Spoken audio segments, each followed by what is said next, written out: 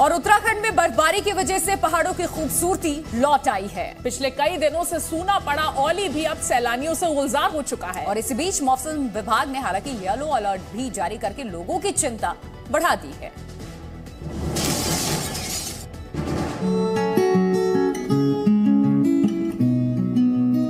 उत्तराखंड के पहाड़ों पर व्हाइट कर्फ्यू। कुदरत ने किया औली का सफेद श्रृंगार। जोशीमठ में खौफ, औली में मौज। बर्फ के पहाड़, बर्फ के पेड़ और बर्फ की सड़कें, जहां तक नजरें दौड़ाइए सिर्फ बर्फ ही बर्फ, मानो कुदरत ने औली का सफेद श्रृंगार कर दिया हो।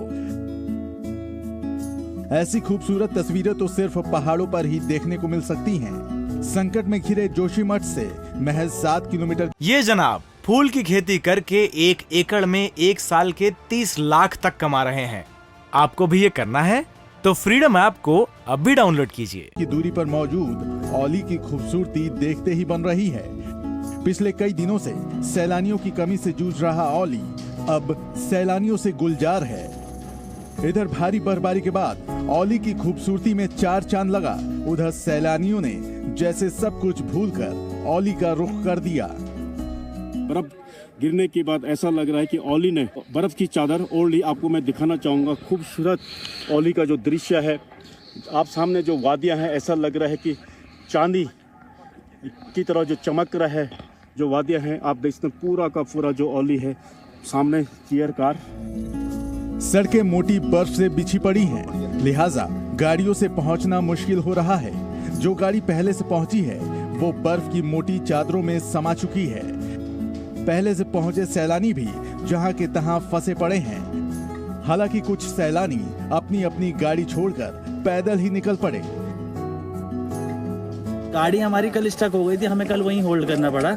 और उसके बाद हमने सोचा कि आज सुबह भी जो होगा कि हमारी गाड़ी किसी प्रकार से निकाल दी जाएगी, लेकिन नहीं, बर्फ़ इतनी ज़्यादा हाइट पे है, 3 फीट शायद उससे ज़्यादा बर्फ़ पड़ी हुई है। इस कारण जब हमें आज भी वहीं स्टक करना पड़ता, लेकिन हम पैदल नीचे आ गए। बर्फबारी का ये दौर अगले कुछ दिनों तक चलता रहेगा।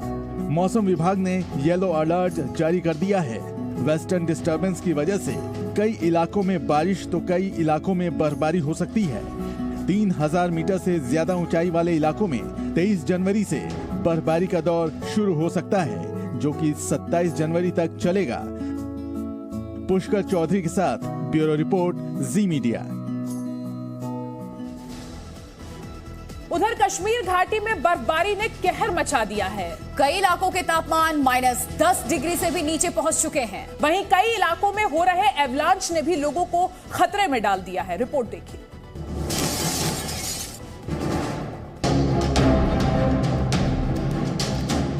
माइनस में तापमान, 3 दिन तूफान, एवलांच का कहर, बर्फ में समाये शहर, घाटी हुई फ्रीज, जम गया सब कुछ। कश्मीर घाटी में तो जैसे बर्फबारी ने कहर मचा रखा हो। सफेद बर्फ की मोटी चादरों से शहर के शहर ढक चुके हैं। ऐसा लगता है कि बर्फ के आगे पहाड़ों और पेड़ों की कोई हैसियत ही नहीं। इंसान बेबस है, लेकिन ये भी सच है कि बर्फबारी की वजह से घाटी की वादियों की खूबसूरती का कोई भी तोड़ नहीं है। सैलानियों के लिए मशहूर बडगाम की हालत भी खराब है। रात का तापमान -8.6 डिग्री सेंटीग्रेड तक पहुंच चुका है। घरों से लेकर सड़कों तक बर्फ का साम्राज्य है। आलम यह है कि स्थानीय लोगों के लिए घरों से बाहर निकलना मुश्किल हो गया है। यातायात ठप हो चुका है। बर्फ को हटाने के लिए बीआरओ रात दिन काम में जुटा है ताकि ट्रैफिक को फिर से शुरू किया जा सके। गुरेज घाटी की एवलांच की भयानक तस्वीरें भी वायरल हो रही हैं। ये एवलांच बांदीपुरा के गुरेज घाटी की तुलैल तहसील में हुआ है। तस्वीरों में आप देख सकते हैं कि किस तरह पहाड़ की चोटियों पर जमी बर्फ का बड़ा हिस्सा तेजी से जमीन की तरफ बढ़ रहा है। ऐसा लग रहा है मानो सफेद बादलों ने जमीन पर धावा बोल दिया हो। एवलांच के दौरान लोगों में अफरा तफरी मच गई।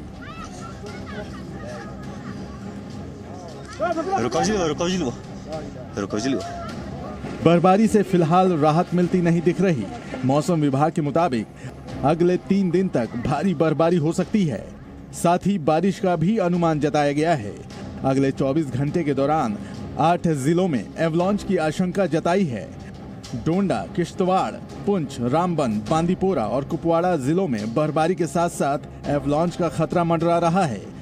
लिहाजा लोगों को घर से बाहर नहीं निकलने की सलाह दी गई है। ब्यूरो रिपोर्ट, जी मीडिया। सीरिया के एलेप्पो में रविवार को एक 5 मंजिला इमारत अचानक गिर पड़ी। इस हादसे में 13 लोगों की मौत हो गई, जबकि करीब 30 लोग घायल हो गए हैं। मलबे में तब्दील हुई ये 5 मंजिला इमारत सीरिया के एलेप्पो की है। एलेप्पो में रविवार को अचानक ही एक 5 मंजिला इमारत धराशायी हो गई।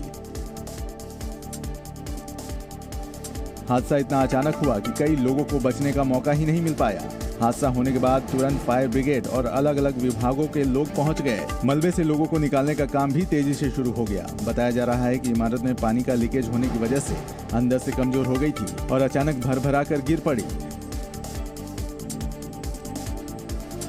बताया जा रहा है कि अब भी मलबे के अंदर कई लोगों के दबे होने की आशंका है। स्थानीय लोगों का कहना है कि इस इलाके की कई इमारतें पहले ही युद्ध के कारण बमों और गोलियों की बौछारों से कमजोर हो चुकी हैं। ऐसे में इस तरह गिरने का खतरा यहाँ की कई इमारतों पर मंडरा रहा है। ये जनाब फूल की खेती करके 1 एकड़ में 1 साल के 30 लाख तक कमा रहे हैं। आपको भी ये करना है तो फ्रीडम ऐप को अब भी डाउनलोड कीजिए।